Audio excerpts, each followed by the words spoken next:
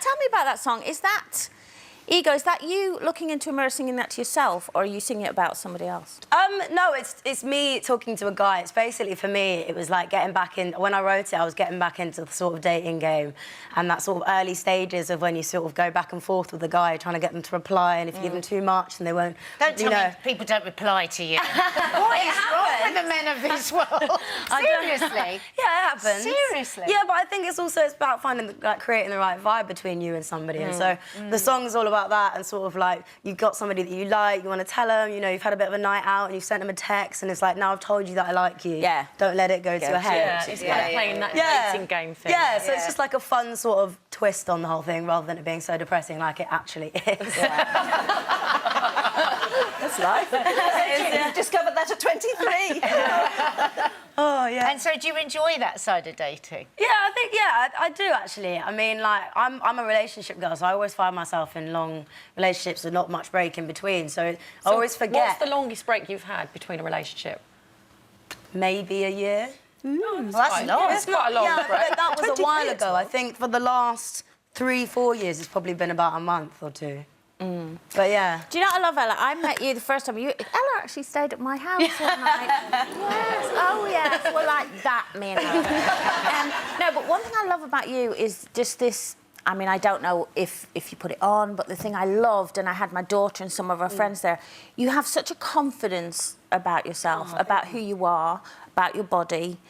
Is that important to you to give out that message to young girls nowadays who are so fixated on... It's interesting that you say everything. that you think I'm confident about, you know, who I am and my body, because I'd say that actually my body is probably one of my biggest hang-ups. Really? Which is stupid, and I know it is, but I think that's the problem with being in the public eye, is that you are constantly analysed and criticised, and so you just find yourself, you know, you see a picture from a bad angle, you know you don't look like that, but you can't help but that's how the way that people are seeing you. Do you read, like, comments and things? No, I don't read comments. That's good. But I think you're doing something really, really brilliant, which is you are owning it.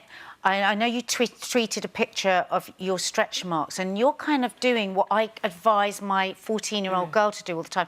Yes, you've got these insecurities. You can't just not have them. They're there.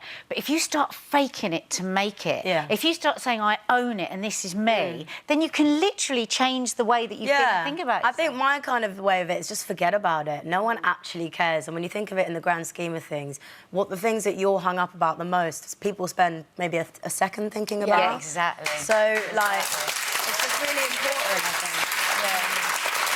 And where do you think that ability at such a young age for you comes from? Because I think people really do... We even struggle. We talk about this all the time, all don't the we? time, yeah. We struggle at our age.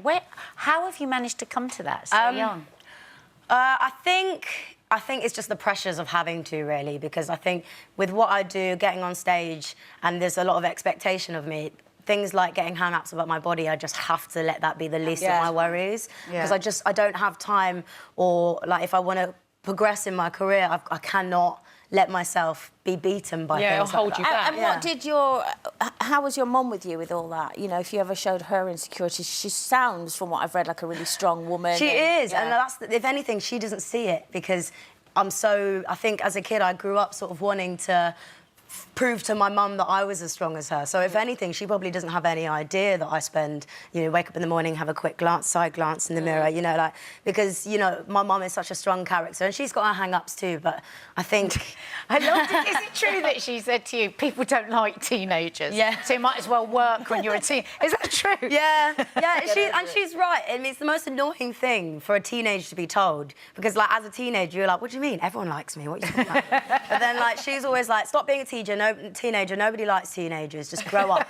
Grow up now. It's brilliant. But you've also, very sadly, been dealing with grief as well, as you lost your father, wasn't it? Was it April? It was on April the 3rd, 2 days after my birthday. Yeah. Oh. But, and it was also the day before my comeback show in London. So you were performing at Coco. It's a huge venue, I know, in London. That must have been so tough. It was weird, if anything, actually. And I didn't tell anyone. My band had no idea. My crew, I think the only person that knew was my tour manager, because I, like, broke down in rehearsals.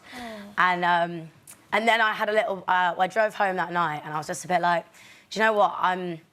My dad, because he lives in Jamaica as well, like, my mum was a single mum, brought me up on her own, so I'm lucky enough that he wasn't in my life entirely, but the love was unconditional all the same. And so my dad wasn't always aware of what I was up to and what my life was like. And for me, I sat in the car and was like, this is actually potentially the first time my dad's actually seeing me and what I do. And I don't want him to look down and just see me a mess. So did you sing for him that So I did night? the show, yeah. I did the show the next day. And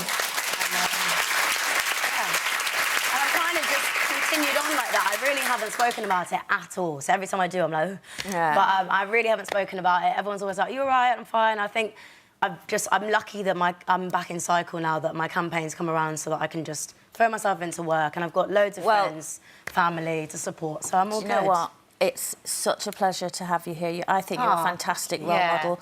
Love the new single. Thank I mean, you. good luck with everything you do. And please come back again. I'd love to. This is so exciting.